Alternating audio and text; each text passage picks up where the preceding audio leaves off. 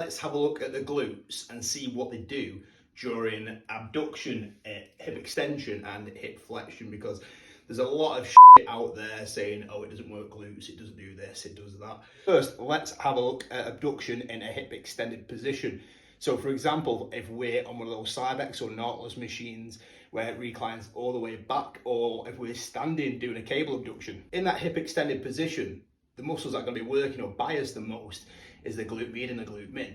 So if you see this red balloon here, that's going to be the glute med. So as we abduct, that shortens, and then as we adduct, it lengthens. And if you see these fibers there, it opposes the plane that we're going through. Given that, these fibers are going to be more leveraged to abduct the hip in that position, but things are going to change slightly as we flex our hip. As we flex its hip, so as we bring it up there, these fibers lose a leverage. So if we need to abduct from this position, we need to be going this way. So these fibers haven't really got any leverage to pull that. So we're going to look at this there. So that is the piriformis. Just going to look at this muscle for now. There's also other stuff working.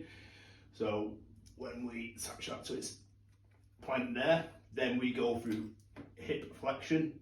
Then these fibers are opposing that position a little bit more. So they're going to be more in line to pull against this plane that we're moving through. Which then brings us to the question, how much does our glute max play when we're doing hip abduction for a flex position?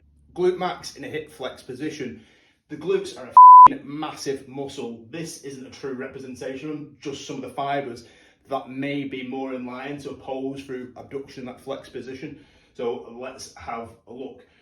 When we flex up, this attaches around about there, and then these muscles splay out. They come away from it a little bit more in real life on a real person.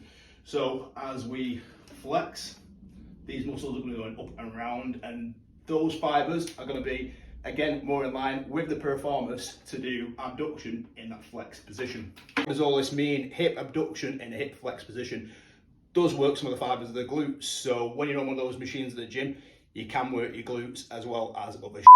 And if you found this useful, be sure to give me a follow as well as liking and sharing this post.